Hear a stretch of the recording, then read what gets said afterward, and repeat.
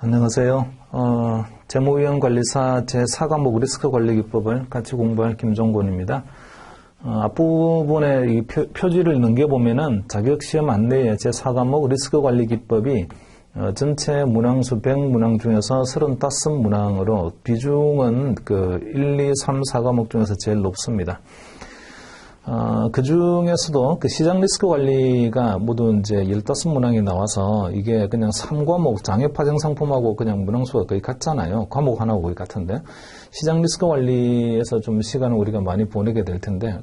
그래도 이 시장 리스크 관리는, 주제가 딱 하나밖에 없기 때문에 상대적으로 좀 쉽습니다. 이해를 좀 제대로만 하면은, 실제로 시험에서 필요한 정도를 우리가 커버하는 게 그다지 어렵지가 않아요.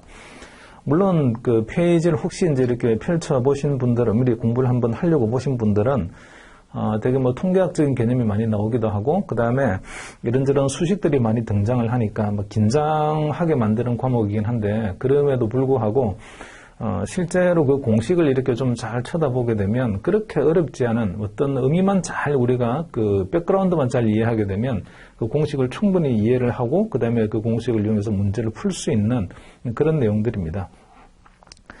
너무 그렇게 긴장하지 않아도 충분히 이제 뭐 제가 보기에는 15점 15문항에서 적어도 12문항은 맞을 수 있다. 이렇게 뭐 생각을 하고요. 주제가 아주 이제 딱 하나의 주제로만 이렇게 통일이 되어 있으니까. 반면에 신용 리스크 관리 모두 12문항인데 신용 리스크 관리는 주제가 광범위합니다. 굉장히 다양한 내용들이 이제 막 섞여 있는 옴니버스 형태의 그런 과목인데 그러다 보니 이것도 조금 저것도 조금 이렇게 막 여러 개 섞여 있어서 암기를 해야 될 내용들이 되게 많아요. 신용 리스크는 공식보다는 공식으로 뭔가 문제를 푼다 이런 것도 물론 좀 있긴 있지만 그것보다는 암기를 해야 될 내용들이 훨씬 더 많습니다. 기타 리스크 관리나 리스크 관리 사례 분석은 모두 합쳐서 이제 8문제인데 이거는 뭐 거의 대부분 암기형의 문제예요. 그래서 리스크 관리가 사실은 어떤 숫자를 보면서 그 리스크의 정도를 우리가 가늠하고 이 정도 숫자면 리스크가 큰 거고 이 정도 숫자면 리스크가 충분히 감내할 만하다라고 어떤 숫자를 보면서 우리가 이제 위험하냐 하지 않냐 이런 걸 판단하고 그러면 그런 높은 숫자를 가지고 있는 위험을 줄이려고 하게 되면 뭘 하면 되는 거지? 그래서 그게 이제 관리기법인데 결국은 굉장히 계량적 접근을 해야 됨에도 불구하고 우리 그 재무위원관리사에서 시험을 치는 내용들은요. 겉으로 보기에는 되게 계량적인 것들이 되게 많아 보이지만 실제로는 이해를 하고 암기를 해야 될 문제들이 오히려 더 많은 것 같습니다. 자, 물론 뭐 계산 문제도 있죠. 근데 그 계산 문제가 제가 보기에는 이 계산 문제 때문에 어려워서 하나도 내가 못 풀었어요. 이런 문제들은 사실은 거의 없고요. 대부분 공식을 좀 외우고 있거나 만약에 정 이해가 안 되면 공식을 외워야죠. 공식을 외우고 있거나 또는 공식을 잘 이해하고 있으면 쉽게 풀 수 있는 문제들이 대부분입니다. 그래서 시험 중에서는 금투협 시험 중에서는 상당히 어려운 시험에 이제 속하긴 한데 재무위원관리사가 너무 그렇게 긴장하지 말고 좀 편한 마음으로 같이 공부를 해보도록 하고요. 합격을 하려면은 70% 이상을 점수를 따야 되잖아요. 과목별로 40점 미만이면 과락이라서 이게 좀 까다롭죠. 70% 이상을 맞춘다는 게 사실은 뭐 썩 쉽지 않습니다. 그래서 실수해서는 안 된다 이런 거고 그리고 꼭 필요한 내용들 시험에서 나올 수 있는 컨셉 이런 것들은 제가 발표하세요라고 강조를 여러 번 할 테니까 그때 같이 발표하시고 나중에 정리하실 때는 그 내용들을 중심으로 해서 발표했던 내용들을 중심으로 해서 정리를 하시면 되겠습니다. 자 이제 페이지를 넘기셔서요. 컨텐츠라고 되어 있는 목차 한번 보겠습니다. 파트 1에 시장 리스크 관리라고 되어 있는데요. 거기 뭐 밸류 리스크의 소개, 그 다음에 기초 리스크, 밸류 리스크의 측정, 변동성의 추정, 그리고 다양한 바 측정 방법, 챕터별로, 그리고 델타 노멀 방법의 적용, 델타 노멀 방법의 적용, 파생 상품, 밸류 리스크의 용도 이렇게 해서 모두 이제 챕터로 보면 8개의 챕터가 되어 있고요. 전체 주제가 아까 바로 조금 전에 제가 모두에 말씀을 드리기를 시장 리스크 관리는 주제가 하나로 통일되어 있다고 했잖아요. 그 통일되어 있는 주제가 밸류앳 리스크라는 겁니다. 이 밸류 리스크의 개념만 잘 이해를 하고 그리고 밸류 리스크를 우리가 계산할 수 있으면 시장 리스크 관리는 다 끝이에요. 근데 밸류 리스크를 이제 계산하기 위해서는 약간의 통계적인 지식이 필요합니다. 그래서 챕터 2에 보게 되면 기초 지식이라고 통계학 기초 지식이라든지 뭐 이런 게 좀 나와 있죠. 이 통계와 관련된 것들은 제 1과목 리스크 관리 그 기초에서 금융통계학이라는 걸 우리가 공부를 하잖아요. 거기서 나왔던 내용들을 아주 간단하게 요약해서 시장 리스크 관리에 필요한 정도만 이렇게 좀 소개를 하고 있습니다. 통계학 기초 지식에서. 그것만 또 잘 이해하시게 되면 밸류 리스크 계산할 때 뭐 그다지 어려움 없이 계산할 수 있습니다. 제 생각으로는 이 시장 리스크 관리의 챕터의 순서가 사실은 썩 그렇게 좀 공부하는데 이해를 돕는데 편하게 이렇게 되어 있진 않아요. 그래서 들쑥날쑥합니다. 이게 뒤로 오는 게 훨씬 더 나은 챕터인데 갑자기 앞에 나와 있다든지 또는 뒤에 있던 것들 중에 앞으로 와야 될 것들이 좀 뒤로 가 있다. 이렇게 왔다 갔다 하게 되어 있는데 그렇다고 해서 제가 이 교재를 제 나름대로 순서를 편집해서 이렇게 하는 게 좋겠습니다라고 해서 이렇게 왔다 갔다 하게 되면 그러면 끝에 가면 또 헷갈려요. 그래서 그냥 강의를 진행하는 거는 이 교재의 순서대로 해서 강의를 진행하도록 하겠습니다. 자, 먼저 그러면 본격적인 내용을 한번 보도록 할까요? 시장 리스크 관리 쪽에. 페이지 2페이지네요. 챕터 1에서 밸류 리스크의 소개가 있습니다. value at risk는 리스크를 숫자로 나타낸 거죠. 그러니까 우리가 어떤 이메일 주소 이런 거 하게 되면 주소 한번 말해보세요 라고 하게 되면 어떤 자기의 이니셜이 있고 그 다음에 at 골뱅이가 있고 그 다음에 주소 이렇게 있는 거잖아요. 그런 것처럼 이것도 value 리스크도 이렇게 쓸 수가 있겠죠. value 어떤 값입니다. at risk 이렇게 돼 있는데요. 요거는 이렇게 또 쓸 수 있을 거 아니에요. 요거를 우리가 주소 이메일 주소하는 것처럼 value at risk 이렇게도 쓸 수 있어요. 자, at risk가 어떤 주소의 개념이잖아요. 주소. 그러니까 위험에 해당되는 주소의 값을 말해보세요. 이런 겁니다. 그러니까 리스크를 어떤 숫자로 표현해보세요 라고 하는 게 그게 곧 value 리스크인데 우리가 어떤 투자를 고민할 때에 이 투자가 위험하다. 그래서 투자를 다시 한번 생각해 봐야 될 것 같아요. 재고를 해야 될 것 같습니다.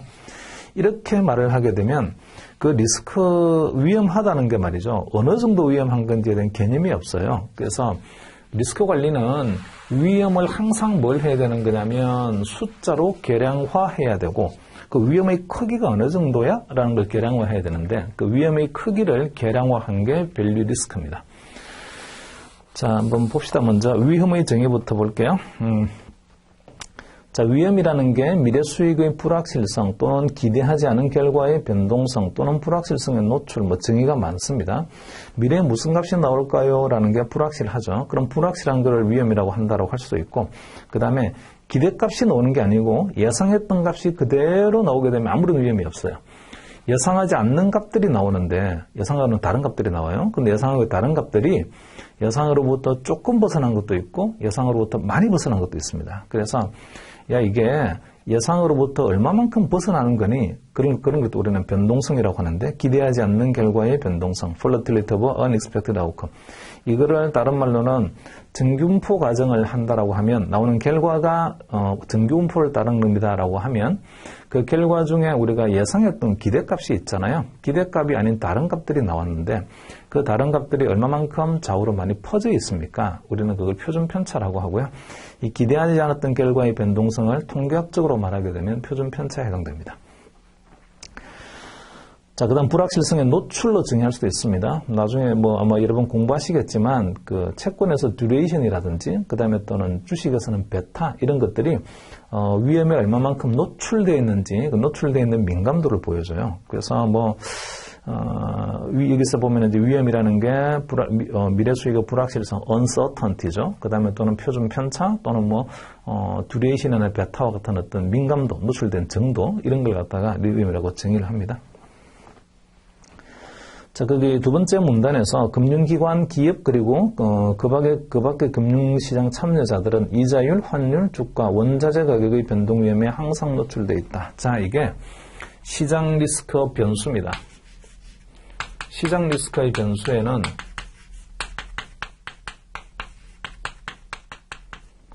시장에 있는 변수예요. 근데 그 변수가 어떻게 움직일지를 모르는 값들입니다. 그래서 리스크 변수인데 그게 첫 번째 보니까 주가가 있고 그 다음에 두 번째는 이자율이 있고 그 다음에 환율이 있고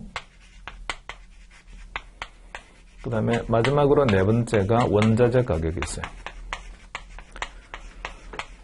이 네 가지를 우리는 시장 리스크 변수라고 합니다. 뒤에도 한번 나올 텐데 어쨌든 이 주가가 막 움직이잖아요. 이자율도 막 움직이죠. 환율도 움직이고 원자재 가격도 움직여요. 제가 만약에 주식을 가지고 있으면 주가의 움직임이라는 위험에 노출이 되어 있는 거고 채권을 가지고 있으면 이자율이 움직이는 위험에 노출되어 있고 외화자산 가지고 있으면 환율의 움직임 제가 만약에 원자재를 가지고 있으면 원자재 가격의 움직임에 위험 노출이 되어 있습니다. 그래서 우리는 이제 시장 리스크 변수가 어떻게 움직일지 모르겠지만 얘들이 움직이게 되면 그러면 결과적으로 저한테 어떤 손실이 나오게 될 텐데 그 손실을 계산하는 게 밸류 리스크입니다. 최대 어디까지 손실이 나오니 이거죠. 그래서 얘가 원인 변수고 그러면 제가 가지고 있는 얘가 움직이게 되면 그러면 저한테 어떤 예상치 못한 손실이 나올 수 있다고요. 그래서 최대 손실이 어디까지 가는 거지? 얘들이 움직이게 되면 이게 얼마까지 갈 수 있을까? 제가 들고 있는 포지션에서 그걸 계산해 본 게 밸류 리스크예요. 밸류 리스크는 사실은 결과값입니다. 결과값. 자, 이런 게 움직이면 제가 어디까지 손실을 입을 수 있습니까를 계량화시켜 본 거라고요. 그래서 우리는 이제 이 밸류 리스크 결과값에 해당되는 최대 어디까지 손실을 넣을 수 있습니까를 계산하는 그런 그 계산을 하는 거를 시장 리스크 관리에 이제 큰 주제로 삼고 계속 8개 챕터, 9개 챕터를 갖다 계속 공부하겠습니다. 이거 계산하는 게 목표예요. 자, 그리고 저 밑으로 좀 내려가셔서 밑에서 마지막 문단에서 위험을 불확실성과 구분해서 정의하기도 하는데 위험은 알려진 분포로부터 발생 가능한 극단적 손실의 크기를 불확실성은 알려지지 않는 분포로부터 발생 가능한 극단 손실 이런 건 이렇게 구분할 수도 있는데 굳이 구분 안 해도 돼요. 그냥 자 불확실성과 이거는 uncertainty죠. 불확실성. 그 다음에 이거하고 리스크하고 같은 거잖아요. 이렇게 말할 수 있는데 아닙니다. 달라요. 리스크. 얘는 같지 않습니다. 두 개가 달라요. 어떤 의미에서 다르냐면 리스크는요. 반드시 뭐를 동반하는 거냐면 분포라는 개념이 있어요. 어떤 값이 나오는 건데 그 값이 어떤 분포를 가지고 있는 거죠. 그래서 여러 값들이 나올 수가 있고 그 여러 값들에 대해서 각각 확률을 부여할 수가 있고 그리고 우리는 그 여러 값들 중에서 확률적으로 봤을 때 최대 어디까지 손실을 볼 수 있습니까? 이런 걸 계량화시키는 게 리스크를 계량화시키는 거고 그렇게 계량화된 값이 밸류 리스크입니다. 말이 좀 어렵죠? 자, 리스크하고 불확실성의 차이는요. 이렇게 쓸 수 있어요. 리스크는 불확실하긴 해요. uncertain 하긴 합니다. 근데 반드시 뭐가 있냐면 with probability, 확률이라는 게 있어요. 확률. 그래서 확률이 동반이 되어 있는 불확실성을 리스크라고 합니다. 예를 들어서 말이죠. 자, 우리가 어떤 돈을 투자를 하게 되면 T권 제로 시점부터 1까지 있잖아요. 그죠? 여기 내가 어떤 포지션을 가지고 있습니다. 이 기간 동안에 이게 이제 리스크 호라이즌 위험 노출 기간이죠. 어떤 위험에 노출되어 있는 거냐면 이런 시장 리스크 변수가 움직이는 위험에 노출되어 있습니다. 제가 만약에 주식을 들고 있으면 주가 위험에 노출되어 있을 거고 채권 들고 있으면 이자 위험에 노출되어 있을 거라고요. 자, 그래서 제가 돈을 갖다 있다는 투자 금액이 얼마가 있는데 돈을 얼마를 투자를 했어요?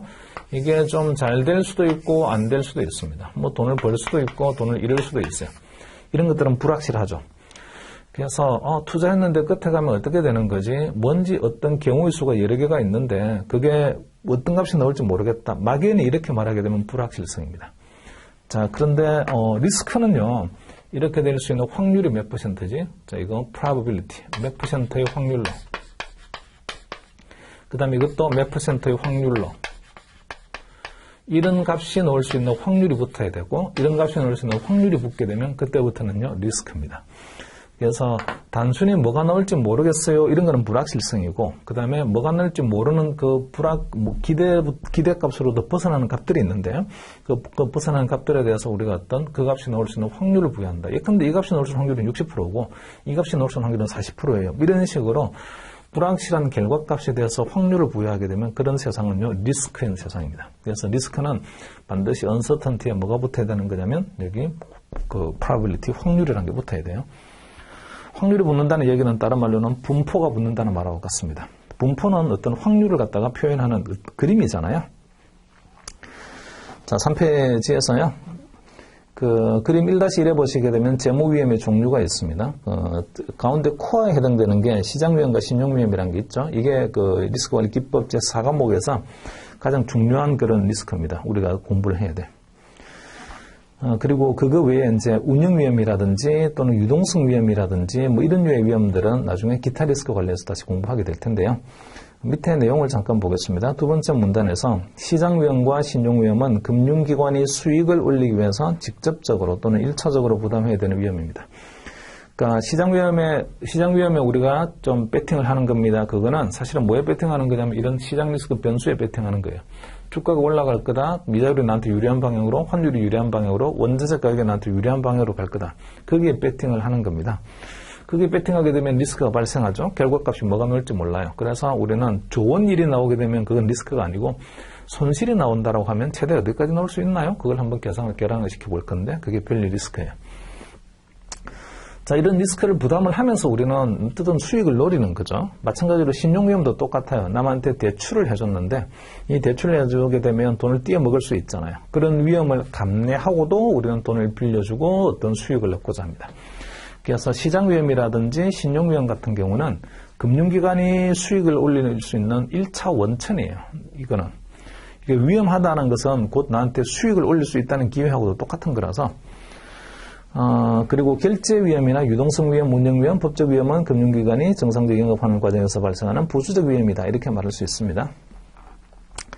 자, 그리고 뭐 이런 것들이 다 합쳐져가지고 저 회사는 괜찮은 회사야. 저 회사는 좀 이상한 회사야. 저 회사는 믿을 수가 없어. 이런 식으로 평판 위험이 이제 마지막으로 그 평판, 사람도 마찬가지죠. 하는 행동이라든지 뭐 여러 가지를 보고 나중에 결국은 뭐가 이제 나오는 거냐면 그 사람에 대한 평판이 이제 생기게 됩니다. 밑에서 세 번째 문장 보시면 은행, 증권회사 등 주요 금융기관은 시장위험, 신용위험, 운영위험을 계량해서 금융기관의 총위험을 산정한다. 그러면 금융기관의 총위험은요, 세 가지로 구성이 되어 있네요. 첫 번째는 시장위험, 두 번째는 신용위험, 세 번째는 운영위험 이렇게. 그래서 이게 3대 위험입니다. 금융기관이 숫자로 바꿔서 계량화시키는 3대 위험이 시장위험, 신용위험, 운영위험이에요. 자, 이것들은 그냥 말로만 하는 게 아니고 다 숫자가 있습니다. 시장위험의 크기가 얼마지 금액으로 말해야 되고, 신용위험의 크기가 얼마지 금액으로 말하고, 운영위험의 크기가 얼마지 금액으로 말합니다. 이 세 개를 다 더하게 되면, 그러면, 금융기관이 가지고 있는 전체 위험이에요. 이렇게 이제 말할 수가 있습니다. 그리고 이 총위험, 이 세 가지를 합친 총위험은 적어도 자기자본 또는 영업용 순자본 대비 일정 수준 이하로 관리하고 있습니다. 이 위험의 크기가요, 시장과 신용위험과 운영위험을 다 합친 세 가지가 다 뭐보다 작아야 되는 거냐면, 이 금융기관이 가지고 있는 자기자본보다는 작아야 되는 거예요. 예를 들어서 우리가 재무상태표가 이런 게 하나 있는데, 재무상태표 아주 간단하게만 생각해 볼게요. 자, 이게 금융기관이에요. 금융기관의 재무상태표인데, 밸런스 실. 여기 보니까 아주 단순화시켜서 주식이 좀 있고요. 주식 왕창 가지고 있고 그냥. 그 다음에 대출 왕창 가지고 있다고 쳐요. 이 두 가지로 자산이 이루어져 있습니다. 이 주식은 시장 리스크에 노출되어 있죠. 주가가 움직이게 되면 이거 왔다 갔다 하는 그런 위험이 있어요. 주가가 움직이는. 그래서 주식 같은 경우는 시장 리스크에 노출되어 있는 자산이고 그 시장 리스크의 크기를 숫자로 만들어보자. 어쨌든 뭐 시장 위험이라는 게 있을 텐데 얘가 가지고 있는 시장 변수의 움직임에 따라서 최대 손실 얼마까지 나올 수 있을까? 그게 밸류 리스크예요. 이런 걸 갖다가 이제 마켓바라고 합니다. 마켓바. 시장 위험을 계량화시킨 거라서. 대출도 보게 되면 이거는 상대방이 이제 디폴트 낼 수 있는 위험이 있잖아요. 얘는 신용 위험에 노출되어 있다고요. 그러면 얘도 마찬가지로 위험을 계량화시킬 수가 있죠. 그런 걸 크레딧바 이렇게 이야기를 합니다. 크레딧바 말고도 신용위험을 계량화시키는 여러 가지 테크닉들이 있긴 있어요. 나중에 신용위험 공부할 때 따로 하겠습니다. 그리고 또 하나는 주식이나 대출 이런 걸 갖다가 운영하는 과정 중에 뭔가 좀 실수를 하거나 또는 뭐 결국은 사람들이 하는 거다 보니까 그거와 관련해서 배임이나 횡령이나 또는 시스템의 어떤 문제로 인해서 예상치 못한 손실이 발생할 수 있는 그런 위험도 있어요. 그런 위험은 사실은 여기 밸런스 상으로는 안 나오지만 이런 걸 갖다 핸들링을 해야 되는 거잖아요. 대출도 핸들링을 해야 된다고요. 그리고 오른쪽에 보면 부채도 있죠. 부채. 이것도 사실은 은행이 핸들링을 해야 될 그런 자원입니다. 부채이긴 하지만. 어쨌든 자산이나 부채를 핸들링하는 과정 중에 어떤 시스템상으로 문제가 생기거나 또는 뭐 소송을 당한다든지 또는 뭐 임직원들이 아까 말씀드린 것처럼 배임이나 횡령 행위로 인해서 생각지 못한 손실을 입는다든지 그럴 수도 있어요. 그런 위험을 운영위험이라고 합니다. 운영위험. 운영위험도 뭐 예를 측정을 계산할 수 있습니다. 숫자로 계산할 수 있어요. 그런 것들은 operational bar 이렇게 표현할 수 있는데 위에 있는 거는 마켓 바고 맨 위에 있는 거. 요거 세 가지를 다 더하자. 이 세 가지를. 그러면 그게 곧 금융기관의 총위험이 되고요.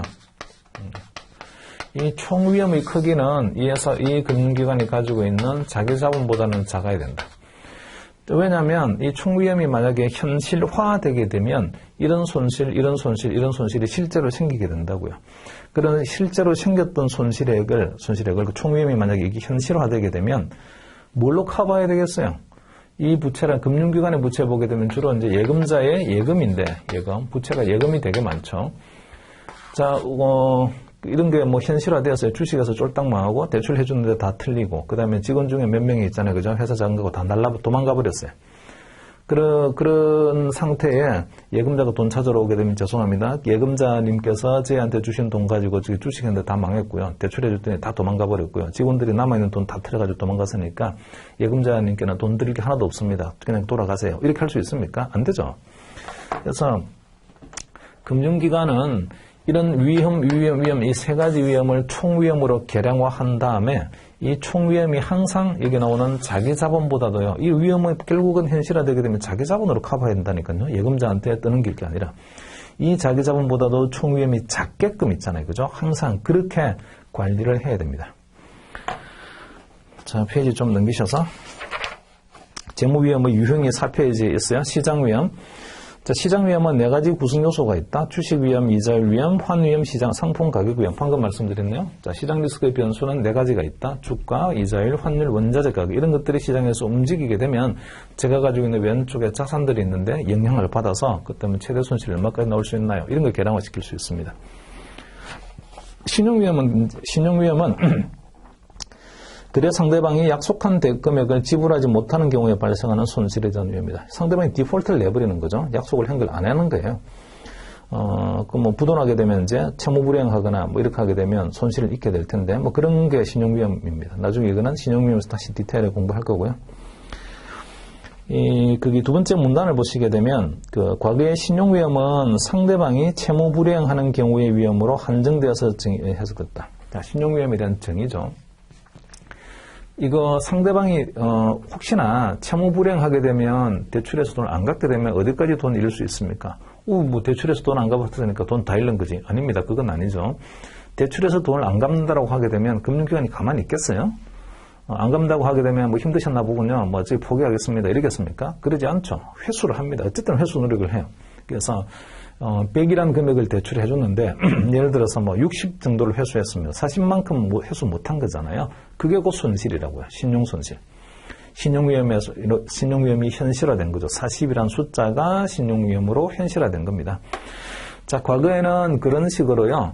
어떤 디폴트로 인해서 손실이 얼마가 나옵니까? 그걸 신용위험이라고 정의했는데 이제는 그거는 좁은 의미의 그런 신용위험의 정의고 이제는 좀 범위를 넓혀서 신용위험이라는 거는 설사 얘가 디폴트가 안 났다고 하더라도 돈 빌려간 사람이 옛날에는 신용도가 되게 좋았는데 근데 지금은 신용도가 뚝 떨어져서 신용불량자가 되어버렸습니다. 대출의 가치가 확 떨어지게 될 거예요. 부도는 아직 안 났어요. 근데 상대방이 신용도가 아주 나쁜 사람이 되어버렸다고요. 자, 신용도가 되게 좋은 사람이 빌려간 대출의 가치하고 신용도가 아주 나쁜 사람이 빌려간 대출의 가치하고 같겠습니까? 다를 거예요. 그래서 대출이 설사 부도는 안 났지만 대출의 가치가 툭 떨어졌는데 왜 떨어졌니? 그거는 상대방의 신용도가 나빠져서 대출의 가치가 떨어졌다. 그러면 그런 것도 신용위험이라고 보자.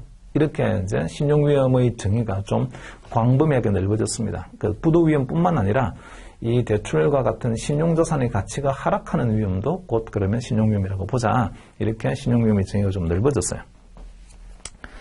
그래서 그 과거의 신용위험은 상대방이 채무 불량하는 경우의 위험으로 한정돼 해석되었지만 그러나 최근에는 이런 이제 이원적 해석, 부도나냐 부도나지 않냐 이렇게 해석할 게 아니라 기업 자산 가치 하락으로 인한 상대방의 채무 이행 능력의 변화까지 포함하는 좀 넓은 개념으로 해석되고 있습니다. 여기서 말하는 기업의 자산 가치라는 것은 이 대출을 갖다가 빌려간 차입 기업이죠. 돈 빌려간 기업. 돈 빌려간 기업의 가치가 신용도가 확 떨어졌다. 그러면 대출의 가치도 같이 하락하게 될 텐데 그런 것도 신용 손실이라고 보자. 나중에 신용위험은 따로 이제 뒤에서 디테일하게 공부하겠습니다. 5페이지에서 결제 위험이라는 게 있어요. settlement risk. 결제 위험은 이미 한쪽에서는 돈을 지불을 했어요. 근데 상대방에서는 이제 돈을 받아간 대가로 저한테 뭔가 결제를 해줘야 되는데 그런 걸 안 해주는 위험을 결제 위험이라고 합니다. 주로 이제 어디서 발생하는 거냐면 외환거래에서 주로 많이 발생을 할 수 있습니다. 외환거래가 통화와 통화를 서로 교환하는 거래잖아요. 외환거래에서 무슨 결제 위험이 있습니까? 은행 가서 1달러 가져가가지고 원화 바꿔주세요 하면 그 자리에서 바로 바꿔주고, 그 다음에 또는 원화 들고 가가지고 1달러 주세요 하게 되면 원화 내는 순간 그러면 창구에 앉아있는 사람이 원화 들고 도망가 버리는 것도 아니고 그 자리에서 달러로 결제해주니까 무슨 위험이 있습니까? 그렇게 리테일, 소매 고객을 대상으로 해서는 결제 위험이라는 게 없지만 창구에서 바로 다 처리해주니까 기관과 기관 사이에서의 거래에서는 금융기관과 금융기관 사이에서는 결제 위험이 존재합니다. 이게 근데 원달러 거래를 했다라고 하게 되면 원화와 달러를 서로 교환 거래를 했다 이렇게 하게 되면 결제하는데 2영업일이라는 시간이 주어져요. 2영업일 이내에 결제하면 됩니다. 그래서 제가 이제 상대방한테 예를 들어서 100억 원을 줬습니다. 그러면 100억 원에 상당하는 저한테 이제 10만 불을 준다든지 했던 돈을 줘야 되는데 달러를 상대방한테 결제해 주는데 그걸 결제 안 하고 디폴트가 나버린다. 상대방 은행이. 그런 걸 결제 위험이라고 해요. 자, 대표적으로 호스타트 은행이 파산한 사례가 있습니다. 이렇게 외환거래에서. 이 1914년도 이야기인데, 이 호스타트 은행이 외환거래에서 상대방으로부터 돈을 받고, 외화를 받고, 자기가 또 뭔가 결제를 해야 될 결제 통화가 있는데, 그런 결제 통화로 결제를 하지 않았어요. 안 하고 파산을 해버린 거죠. 그래서 이 호스타트 은행이, 따로 이제 들으신 것도 있겠습니다만, 은행에 그 BIS 비율이라는 게 있어요. BIS 비율 8% 이런 게 있습니다. 그러니까 적어도 은행이 가지고 있는 위험 자산 대비 8% 이상의 자기 자본을 가지고 있어야 된다. 위험 자산을 만약에 100만큼의 위험 자산을 가지고 있으면 그러면 자기 자본은 적어도 8 이상의 자기 자본을 가지고 있어야 된다. 이게 이제 BIS 8% 이야기인데 호스타트 은행이 파산하면서 국제결제은행에서요. BIS에서 이 은행으로서의 간판을 달고 사업을 하려고 하게 되면 적어도 자기 자본 얼마 이상을 가지고 있어야 되는 건지에 대한 자기 자본 규제가 이제 생기게 되었습니다. BIS 비율 8%가 생기게 된 기본 원인에 해당되는 그런 사건이 호스타트 은행의 파산이었습니다. 자, 밑에 유동성 위험. 유동성 위험은 두 종류가 있는데 가지고 있는 포지션을 정리하는 데서 발생하는 비용에 대한 위험 이렇게도 표현할 수가 있고요. 예를 들어서 제가 가지고 있는 자산이 있어요. 이걸 시장에 팔려고 내놨습니다. 자, 자산을 팔려고 내놨는데 안 팔려요. 그래서 정상적인 가격으로는 팔지 못하고 그것보다는 좀 더 낮은 가격으로 팔아야만이 팔린다. 예컨대 급매하는 거죠. 왜 급매를 해야만이 내가 가지고 있는 자산을 처분할 수 있을까요? 시장에 유동성이 없기 때문이에요. 거래가 안 일어나기 때문입니다. 그래서 시장 유동성이 사라지게 되면 거래가 안 일어나게 되고 거래가 안 일어나게 되면 그러면 팔고자 하는 사람은 정상적 가격으로 매도를 못하고 급매를 해야 되고 또요 시장에 유동성이 없게 되면 거래가 자주 안 일어나니까 뭔가를 반드시 사야 되는 사람이 있는데 근데 그걸 갖다가 시장에 유동성이 없게 되면 그러면 정상적 가격으로 사지 못하고 좀 비싼 가격으로 더 사야 됩니다. 웃돈 줄 테니까 저한테 파세요. 이렇게 돼야 된다고요. 그래서 이 시장의 유동성이 좀 고갈됨으로 인해서 거래의 유동성이 줄어들므로 인해서 정상적 가격보다는 더 높은 가격으로 내가 뭔가 거래를 해야 되는 위험, 그런 위험을 유동성 위험이라고 하고요. 또 하나는 금융기관의 일반적인 자금 조달과 관련된 위험으로 구별될 수 있습니다. 그래서 특정 자산 및 시장과 연관된 위험을 우리는 시장 유동성 위험이라고 하고요. 그래서 유동성 위험에는 두 가지 종류가 있어요. 첫 번째는 시장 유동성 위험이 있고,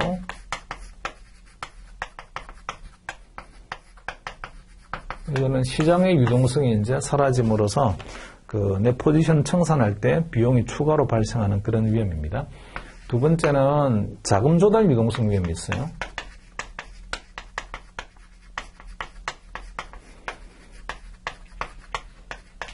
그러니까 내가 돈을 갖다 어디서 조달을 해야 되는데 시장에 돈이 씨가 말랐어요. 누구도 돈을 안 빌려줘요. 이럴 때 이제 그러면 저는 높은 금리를 주고 돈을 빌려야 됩니다. 그런 위험은 자금 조달 유동성 위험입니다. 자, 그래서 두 종류가 있어요. 일단 요거 1번과 2번 유동성 위험은. 자, 그리고 운영 위험 말씀드렸는데, 운영 위험은 내부 시스템이라든지 또는 그 시스템을 운영하는 사람으로부터 발생하는 위험, 잘못된 통제라든지 사기라든지 이런저런 오류라든지 그런 걸로 인해서 예상치 못한 손실을 입을 수 있는 위험을 운영 위험이라고 합니다. 오퍼레이션 리스크 아까 밑에서 잠깐 말씀을 드렸어요. 자, 그리고 6페이지 보시게 되면 이 운영 위험 중에서 좀 신경을 써야 될 게 두 번째 문장에 보면 모형 위험이라는 게 있어요. 모형 위험. 모델 리스크. 그거는 제가 가지고 있는 자산이 있잖아요. 지금 주식 같은 경우는 시장에서 원활하게 거래가 되니까 그렇지만 그러질 않고 예를 들어서 제가 어떤 사모펀드에 투자하고 있어요. 사모펀드 또는 어떤 유동성이 되게 떨어지는 그런 부동산에 투자를 하고 있습니다. 근데 이제 시장 유동성이 되게 낮아서 이 부동산의 거래가 자주 일어나지 않는 거예요. 그러면 내가 가지고 있는 부동산의 가치를 좀 평가를 하고 싶은데 그때는 감정 평가를 해야 되는 거죠. 시장 가격이라는 걸 확인할 수가 없으니까. 근데 그 감정 평가가 정확하게 되면은 상관이 없을 텐데 사실은 정확하다는 것도 알 수가 없죠. 왜냐면 만약에 여러분이 어떤 건물을 살 만한 여력이 있어서 조그만 꼬마 빌딩을 하나 사러 갔어요. 근데 꼬마 빌딩이 도대체 가치가 얼마나 정도 될까, 가격이 어느 정도 될까라고 궁금해서 물어봤더니 감정평가 금액이 얼마가 나왔습니다라면 그 금액대로 사시겠습니까? 그렇지는 않다고요. 감정평가는 누가 감정평가하냐에 따라서 금액이 좀 달라지기도 하거니와 그게 시장에서 거래되는 가격은 아닙니다. 그래서 저는 감정평가 가격이 너무 비싸게 나왔어요. 그 가격은 못 사겠어요. 라든지 감정평가 가격이 왜 이렇게 싸게 나왔지? 좀 더 비싼 가격이라 해야 되는 건데 그래서 이 모델 리스크는 가치를 평가하는 모형이라든지 또는 위험을 평가하는 모형이 좀 잘못돼서 잘못된 숫자를 갖다가 만들어내는 위험을 모델 리스크라고 해요. 그 잘못된 숫자에 근거해서 우리는 의사결정을 하게 되니까 그러면 나중에 좀 아주 안 좋은 결과가 나올 수가 있겠죠. 자, 운영위험은 어쨌든 통제하기가 되게 어려운 시스템의 어려운 위험입니다. 사람의 심리를 어떻게 알겠어요? 그리고 그 모형 같은 게 이게 정확한 모형인지 가치평가 모형이 아닌지를 어떻게 알겠어요? 시장에서 그걸 갖다 확인할 길이 없는데. 그러다 보니 이게 통제가 정말 어렵고 계량화하기도 아주 어려운 위험입니다. 어쨌든 계량화가 어렵다라고 해서 그러면 포기하자 이럴 수는 없고 그 위험도 어쨌든 통제하는 방안을 만들어야 되고요. 은행 같은 경우에 가지고 있는 금융기관이 가지고 있는 시장 위험, 신용 위험, 운영 위험 세 가지가 아주 3대 중요 위험이에요. 자, 법적 위험. 법적 위험은 제대로 계약을 이행하지 못함으로써 발생하는 손실에 대한 위험입니다. 특별한 거 없으니까 한번 읽어보시면 될 것 같고요. 저기 섹션 3에서 파생상품과 위험관리 보세요.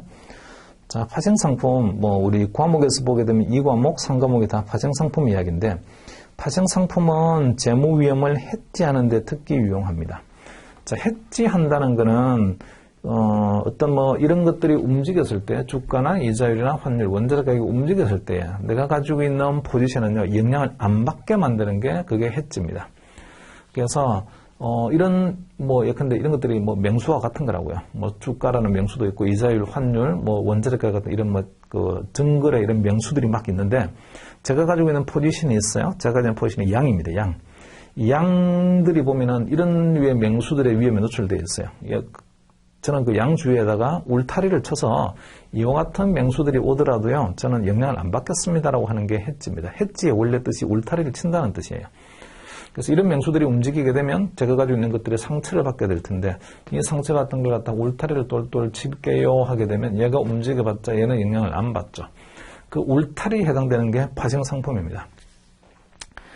자, 그래서 해지는 노출되어 있는 자산 가격의 변동 위험을 줄이거나 제거하는 것이다. 자, 이런 것들이 이제 가치가 왔다 갔다 할 수 있는 위험에 노출되어 있죠. 위험에 노출되어 있는 걸 갖다 울타리를 칠게요. 대출은 해당이 안 되지만 주식 같은 경우는 시장 위험에 노출되어 있는 거잖아요. 이런 것들이 움직이게 되면. 그래서 시장 위험에 노출되어 있는 것들은 이런 시장 파생 상품을 이용을 해서 울타리를 치고, 대출같이 신용 위험에 노출되어 있는 것들은 신용 파생 상품을 이용해서 울타리를 치고, 이렇게 해서 혹시나 뭔가 그 외부로부터의 위험 요인이 다 내 포지션에 뭐 영향을 줄 수 있는 그런 그 가능성이 있으면 울타리를 쳐서 그 위험 요인으로부터 영향을 받지 않겠다라고 하는 게 그게 곧 해지인데, 그 울타리가 필요하잖아요. 그 울타리가 이제 파생 상품입니다. 시장 위험에 노출되는 자산을 커버할 수 있는 울타리는 시장 파생 상품이라고 하고, 그게 선물 스왑 또는 옵션, 퓨처스 이런 것들 있죠. 그 순도 계약이라든지, 그 다음에 신용 위험을 이렇게 커버할 수 있는 파생 상품들이 있습니다. 크레딧 디폴트 스왑, 신용 부도 스왑이라든지 이런 종류들이 있어요. 자, 이제 이게 이 울타리가 원래는 가지고 있는 이런 아주 얼마나 순진하게 생겼어요. 되게 약해 보이죠. LEL이 약해 보입니다. 얘들이 이런 명수로부터 위험에 노출되어 있으니까 울타리를 좀 치려고 해서, 울타리는 결국은 가지고 있는 양이란 포지션을 커버하기 위해서, 막기 위해서, 보호하기 위해서 만들어진 상품인데도 불구하고 이제는 양은 그냥 제껴놓고 울타리만 거래합시다. 이런 경우도 있습니다. 울타리만 사고 팔아서 돈 벌겠다는 거죠. 그런 게 이제 파생 상품만 전문으로 거래하는 건데, 원래 파생 상품이 울타리 용도로 만들어졌음에도 불구하고 자기의 용도대로 자기 용도를 그대로 제대로 이행하려고 하게 되면 양을 지키는 일만 하면 돼요. 근데 그러지 않고 울타리만 있잖아요, 그죠? 뭔가 사거나 팔아가지고 돈을 벌겠다. 이런 게, 요즘 양들이 엄청 많아졌네. 지켜야 될 양들이 많아졌다는 이야기지. 근데 보니까 또 주위에 보니까 늑대도 엄청 많이 자랐어요. 울타리가 엄청 필요하겠군. 그러니까 울타리를 갖다 엄청 많이 만들어 뭐라든지, 울타리를 갖다 미리 사재기 해놓다든지 이런 식으로 파생 상품만 거래해서 돈을 벌고자 하는 그런 유인도 얼마든지 존재합니다. 금융기관도 그런 일들을 해요. 자, 그러다 보니까 파생 상품은 아주 강력한 폭발력을 가지고 있어서 이게 내가 배팅했던 거하고 같은 방향으로 잘 가게 되면 굉장히 높은 수익을 얻을 수도 있지만 잘못하게 되면요 완전히 파산할 수 있습니다. 자, 그래서 거기 7페이지의 맨 마지막 문단을 보시면 파생 상품은 레버리지 효과가 커서 투자 목적으로 사용될 경우에 손실이 발생하면 그 손실 규모가 매우 큽니다. 그래서 특히나 파생 상품을 이렇게 딜링하고 있는, 파생만 이렇게 잘 거래를 하고 있는 이런 금융기관들은 리스크 관리가 특히나 중요합니다. 자, 다음 페이지 넘기셔서 8페이지에 보시면 밸류 리스크의 정의가 있습니다. 밸류 리스크는 정상적 시장 여건 하에서 주어진 신뢰 수준으로 목표 기간 동안에 발생할 수 있는 최대 손실 금액으로 정의됩니다. 그래서 그냥 한마디로 말하게 되면 밸류 리스크라는 것은 최대 손실 금액이다. 이런 건데요. 최대 손실. 이거 얼마지 우리가 가지고 있는 포지션에서 최대 손실이 얼마까지 발생할 수 있을까? 그걸 숫자로 계량화시킨 게 밸류 리스크입니다. 자, 근데 이런 걸 물어볼 수 있다고요. 야, 최대 손실이라고? 그게 최대 손실이라고 너 몇 퍼센트 확신해? 그거보다 손실이 더 많이 나올 수 있잖아. 지금 말하고 있는 그 금액이 최대 손실이라고? 그거보다 더 큰 손실 나오면 너 어떡할래? 이렇게 있잖아요. 그죠? 이 최대 손실에는 신뢰 수준이라는 게 필요해요. 이게 최대 손실이라고 믿을 수 있는 게 몇 퍼센트 확신할 수 있니라는 거죠. 그 다음에 두 번째는 그게 최대 손실이라고? 야, 근데 며칠 동안 발생할 수 있는 손실인 거야? 하루 동안은 그런 손실이 발생할 수 있다는 이야기니 아니면 10일에 걸쳐서 그런 손실이 발생한다는 이야기예요. 그래서 보유기간이라는 개념도 있어요. 보유기간.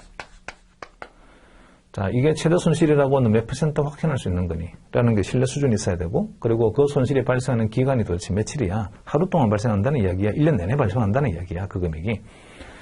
이렇게 있습니다. 그 다음에 최대 손실이라고, 그러면 우리나라가 전쟁 터졌다는 이야기지?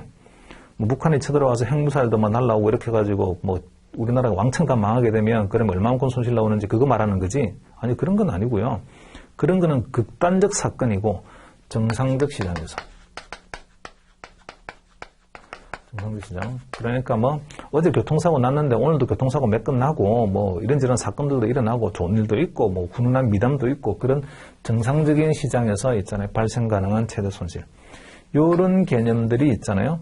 그 밸류 리스크의 개념입니다. 그래서 잘 헷갈리는 게 최대 손실이라고 하니까 최악의 손실. 이런 개념으로 생각하는데 아닙니다. 그거 전혀 달라요. 최악에 해당되는 워스트한 거는요. 비정상적 시장인 경우에요. 전쟁 터졌어요. 이런 거 전쟁 터져. 갑자기 포탄이 서울로 떨어지기 시작합니다. 이렇게 됐을 때 증권시장이 박살이 날 테니까 그때 그러면 얼마만큼 나오는 거니? 그런 거는 최악의 손실을 말하는 거고 밸류 리스크는요. 최악의 손실을 말하는 게 아니에요. 정상적인 시장에서 발생 가능한 최대 손실입니다. 그 최대 손실이라고 제가 몇 % 확신할 수 있어요. 그것보다 더 많은 손실이 안 나올 거라고 저는 99% 확신합니다. 이렇게 확신할 수가 있고 그리고 그거 하루 동안 발생 가능한 최대 손실이에요. 아마 이틀이나 3일 가게 되면 더 많은 손실이 나올 수도 물론 있겠죠. 그래서 최대라는 말에는 반드시 뭐가 붙어야 되는 거냐면 이런 표현들이 있잖아요. 그죠? 반드시 붙어야 돼요. 신뢰 수준이 있어야 되고 보유기간이고 그다음에 정상적인 시장입니다. 이렇게.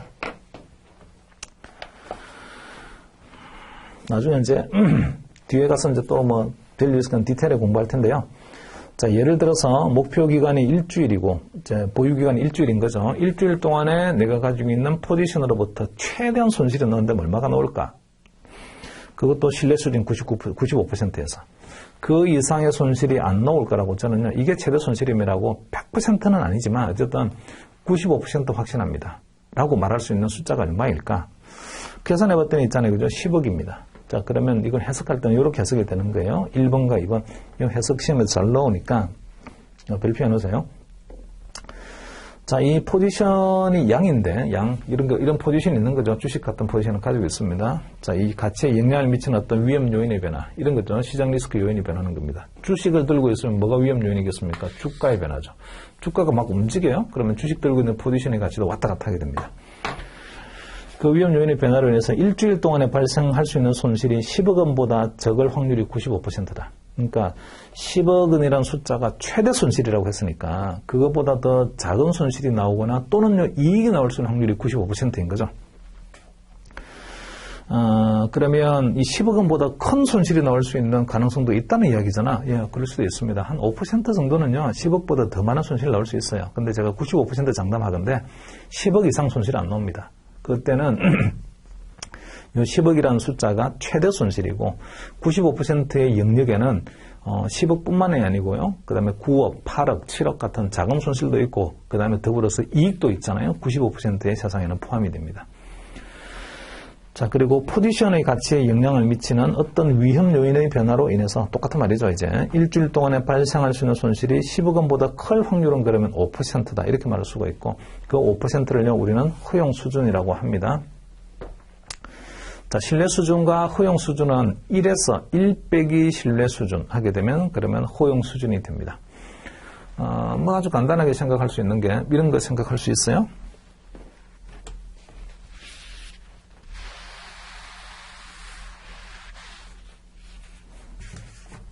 밸류 리스크의 개념은 자, 여기까지가 요 위에까지가 도마뱀의 몸통이에요. 몸통. 그 다음에 요 밑에가 도마뱀의 꼬리입니다. 자른 거예요. 몸통을 95% 면적. 그 다음에 꼬리는 5% 되게끔. 면적을 잘랐어요. 요 절단면이 있을 거 아니에요. 절단면. 요 절단면에 해당되는 값이 95% 신뢰수준에서 최대한 내려가는 값이고 요 절단만에 해당되는 값이 95% 신뢰수준에서 밸류 리스크입니다. 자, 그러면 이거 요 95%의 몸통의 영역에는요. 이게 예를 들어서 아까 10억이라고 했잖아요. 발생 가능한 최대 손실액이 10억인 거죠. 그러면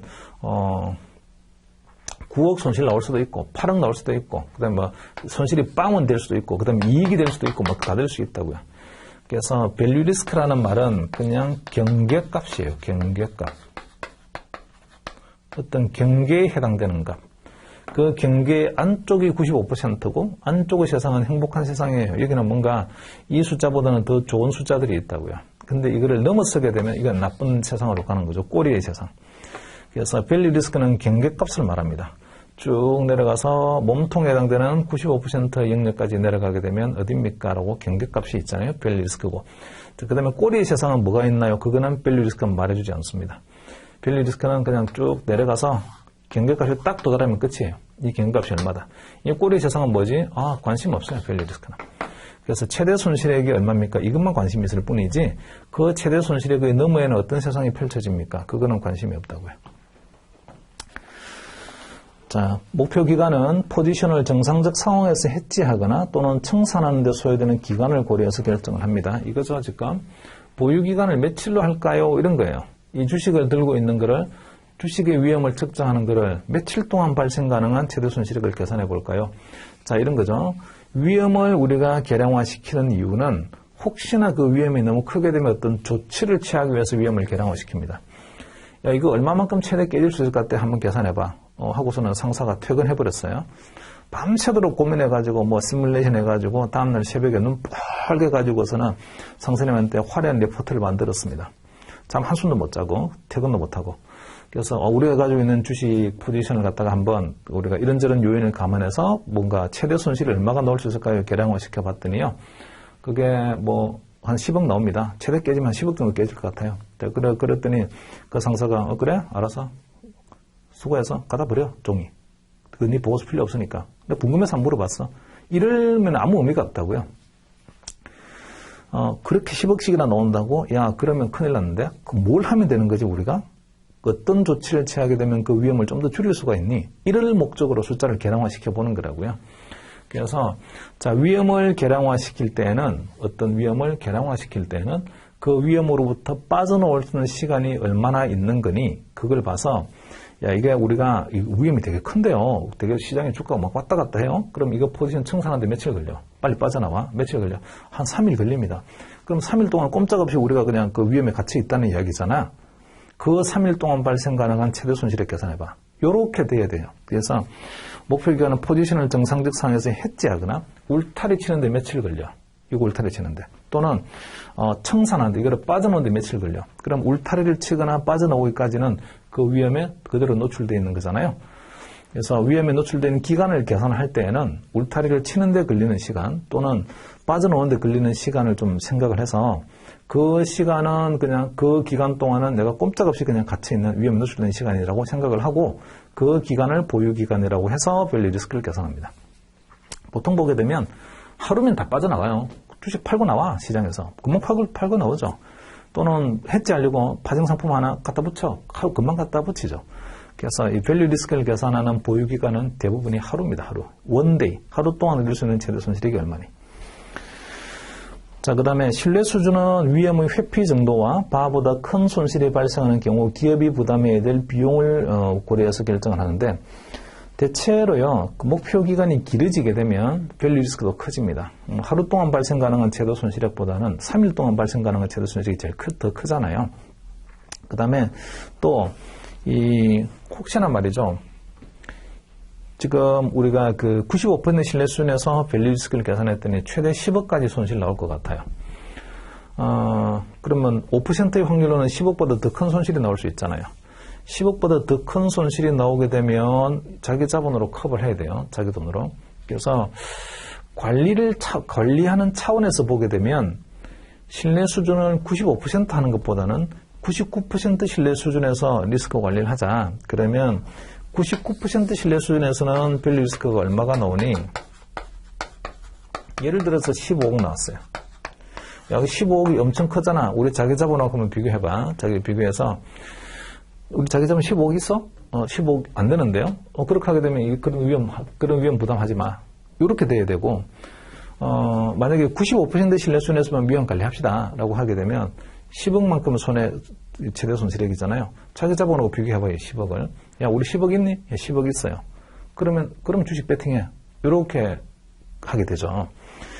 위험에 대한 회피도가 높으면 높을수록 밸류 리스크를 어떤 신뢰 수준에서 측정하는 거냐면 신뢰 수준을 높여서 측정합니다. 그래서 야 이게 주식에서 이럴 수 있는 최대 손실액을 95% 신뢰수준에 계산했더니 10억 나왔어요. 자기 자본하고 비교해 봅니다. 그러면 뭐 주식 해도 되겠네. 우리 자기 자본 10억은 가지고 있으니까 이거 뭐 손실 나더라도 그럼 자기 자본 10억 날리면 되는 거지. 예금자한테는 피해 안 줄 거야.